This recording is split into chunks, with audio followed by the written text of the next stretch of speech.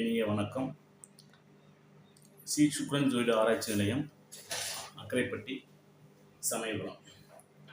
இடம் ஜோதிடம் பார்க்க நேரடியாகவோ அல்லது ஆன்லைன் மூலமாகவோ தொடர்பு கொள்ளலாம். தொலைபேசி எண்கள் 80 220 73 53. சுக்ரன் அஸ்ட்ரோ டிவி சப்ஸ்கிரைப் செய்து கொள்ளவும். நாடி ஜோதிட திருமண விதிகள், நாடி ஜோதிடம் மூலமாகவும் நம்ம திருமண விதிகளை என்ன மாதிரி இருக்கும், அந்த நாடி ஜோதிடத்தில் திருமண விதிகளை நம்ம எப்படி தெரிஞ்சுக்கலாம், ஜாதகருக்கு எப்போ திருமணம் நடக்கும், ஜாதகருக்கு சில திருமண வாழ்க்கையில் பிரச்சனைகள் எப்படி ஏற்படுது அப்படிங்கிற விஷயத்தை தான் இன்னைக்கு பார்க்க போகிறோம். இன்னைக்கு இந்த நாடி ஜோதிடத்தின் மூலம் திருமண விதிகள் அப்படிங்கும்போது, நாடி ஜோதிடத்தை பார்த்தீங்கன்னா குருவை லக்னமாக பாவித்து ஆண்களுக்கு பலன் சொல்லுவாங்க. இதே பெண்களுக்கு சுக்கிரனை லக்னமாக பாவித்து பலன் சொல்லுவாங்க. பெண்ணுக்கு அதிகமாக செவ்வாயும், ஆண் ஜாதகத்தில் சுக்கிரனும், அந்த திருமண பொருத்தம் திருமண விஷயங்களை பார்க்கும்போது பெண் ஜாதகத்துக்கு செவ்வாயும், ஆண் ஜாதகத்தில் சுக்கிரனையும் பாவித்து பலன் சொல்லணும். இங்கே கர்மக்காரன் சொல்லக்கூடியது சனி பகவானை எடுத்து பலன் சொல்லக்கூடிய அமைப்பு இருக்கும். இங்கே பார்த்தீங்கன்னா தசாபுத்திகள் நடைமுறையில் இருக்காது. அதற்கு பதிலாக கோச்சார கிரகங்கள் பார்த்தீங்கன்னா சனி, ராகு, குரு, கேது போன்ற அந்த கோள்களை வச்சுட்டு தான் அவங்களுக்கு என்ன மாதிரி பலன்கள் இருக்கும் அப்படிங்கிறத சொல்லுவாங்க. அந்த வகையில் பார்க்கும்போது ஆண் ஜாதகத்தில் சுக்கிரன் பார்வையில் இருக்கும்போது திருமணம் நடக்கும். அதுமாதிரி பெண் ஜாதகத்துக்கு குரு சுக்கிரன் பார்வையில திருமணம் உண்டு அப்படின்னு சொல்லக்கூடிய அமைப்பு உண்டு. ஆண்களுக்கு பொறுத்த வரைக்கும் சுக்கிரன் 1, 5, 9, 3, 7, 11, 2, 12 வரை வரக்கூடிய காலத்தில் திருமணம் நடைபெறுவதற்கு வாய்ப்புகள் உண்டுன்னு சொல்லலாம். அதுமாதிரி பெண் ஜாதகத்தில் செவ்வாய் சுக்கிரன் தொடர்பு 1, 5, 9, 3, 7, 11 இல்லாட்டி 2, 12 தொடர்பு ஏற்படும் திருமணம் ஏற்படும் சொல்லலாம். இப்போ திருமணம் எப்பொழுது நடக்கும் அப்படின்னு ஒரு ஜாதகம் கேட்குறாங்கன்னா அந்த ஜாதகத்திற்கு நம்ம பலன் சொல்ல வேண்டியது. ஆண் பிறப்பு ஜாதகத்திலிருந்து சுக்கிரனுக்கு 1, 5, 9 அல்லது 3, 7, 11, 2, 12 குரு வரும் காலத்திலிருந்து திருமணம் நடைபெறும்னு சொல்லலாம்.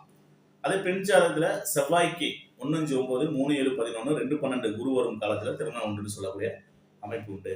அப்போ இதுலையும் நம்ம காதல் திருமணம் இருக்கா இல்லையான்னு தெரிஞ்சுக்க முடியும், கண்டிப்பாக தெரிஞ்சுக்க முடியும். இங்கே காதல் கிரகம்னு சொல்லக்கூடிய புதன், அது கேது பார்த்தீங்கன்னா வலைன்னு சொல்லக்கூடியது. அந்த புதன் கேது காதல் வலையில வீழ்த்தக்கூடியது கிரகம் அப்படின்னு சொல்லக்கூடியது. புதனுக்கு 1, 5, 9, 3, 7, 11, 2, 12 கேது பகவான் தொடர்பு கொண்டா கண்டிப்பா 100% காதல் திருமணம் சொல்லலாம். அதை குரு சுக்கிரன் தொடர்பு அதிகமா இருந்துச்சுன்னா காதல் வெற்றி அடைஞ்சிடும் அப்படின்னு கூட சூழ்நிலை சொல்லலாம்.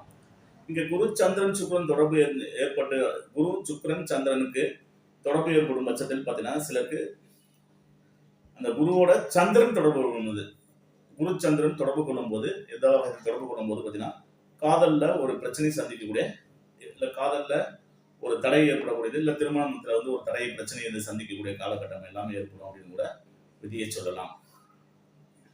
இங்க உதாரணத்துக்கு ஒரு உதாரண ஜாதகம் போடுறோம். அந்த உதாரண ஜாதகத்துல பார்த்தீங்கன்னா கன்னியா லக்னம், 7ஆம் இடத்துல பார்த்தீங்கன்னா சூரியன், புதன், சுக்கிரன், 7ஆம் இடத்துல செவ்வாய், ராகு, 5ஆம் இடத்துல குரு, 11ஆம் இடத்துல சந்திரன், 3ஆம் இடத்துல சனி, 2ஆம் இடத்துல கேது. இது ஒரு ஜாதகர். இந்த ஜாதகருக்கு பார்த்தீங்கன்னா முதல் கணவர் பிரச்சனையை சந்திக்கிறாங்க அப்படின்னு சொல்லும் போது எப்படி பார்க்கும்போது செவ்வாய் ராகு கூட செவ்வாய் ராகுக்கு 8ஆம் இடத்துல இருக்கு, லக்னத்துக்கு 8ல. அந்த சுக்கிரனுக்கு 2ஆம் இடத்துல. இந்த பெண் ஜாதகம் இல்லையா, பெண் ஜாதகம் பார்க்கும்போது சுக்கிரனுக்கு 2ல செவ்வாய் ராகு. அப்ப திருமண வாழ்க்கையில இவங்க ஒரு இன்னல்களை சந்திப்பாங்க. முதல் திருமணத்துல கண்டிப்பா ஒரு பிரச்சனை சந்திப்பாங்க அப்படின்னு சொல்றோம். கண்டிப்பா சந்திச்சிருக்காங்க. முதல் வாழ்க்கை சிறப்பு இல்லை. அப்ப இந்த லக்னத்துக்கு பார்க்கும்போது ராசிக்கும் அந்த சுக்கிரனை வச்சு பார்க்கும்போது நாடி விதிப்படி அந்த செவ்வாய் ராகு சேர்க்கை சிறப்பு இல்லாத ஜாதகம். அதே மாதிரி சுக்கிரன் ராகு சேர்க்கையும் சிறப்பு இல்லாத ஜாதகம் தான் சொல்லணும். இந்த செவ்வாய் ராகு சேர்க்கை ஏற்பட்டதுனால முதல் கணவர் பார்த்தீங்கன்னா நோய் நொடினால இறந்து போயிடுறாரு. அந்த லக்னத்துக்கு 8ஆம் இடத்துல கேது இருக்காரு. அப்ப மரணத்தை தலைவரோட சூழல் ஏற்படுது. ஆனா அவருக்கு ஒரு குழந்தை இருக்கு. குரு இங்க 17 டிகிரில தான் இருக்காரு. இந்த குரு பார்த்தீங்கன்னா 5 டிகிரில தான் நீச்ச உச்சம் விடுவாரு. அப்ப இங்க நீச்சம் பெறவில்லை, குரு நல்ல நிலைமையில தான் இருக்காரு. அப்ப குழந்தை பாக்கியத்தை உனக்கு கொடுத்துருது. அடுத்து இந்த ஜாதகருக்கு பார்த்தீங்கன்னா மறுமண அமைப்பு கொடுத்துருந்தா அப்படின்னா இந்த லக்னத்துக்கு இந்த இதுக்கு பார்த்தீங்கன்னாவே தெரியும் உங்களுக்கு. லக்னத்துக்கு 9ஆம் அதிபதி சுக்கிரன் 7ல நிற்கிறார். அப்ப 7க்கு 3 அப்படின்னு சொல்லும்போது பார்த்தீங்கன்னா, இது வந்து இளைய தம்பியை குறிக்கும், இளைய சகோதரனை குறிக்கக்கூடியது. அந்த இளைய சகோதரனை வந்து இங்க திருமணம் செய்யக்கூடிய சூழல் ஏற்படுது. சூழல் ஏற்படுது. இங்க இப்ப கவனிச்சு இந்த விஷயத்தையும் கவனிக்கணும். குருவோட பார்வையில சந்திரன் நிக்கும்போது திருமண வாழ்க்கையில பங்கம் ஏற்படுதுன்னு சொன்னோம்.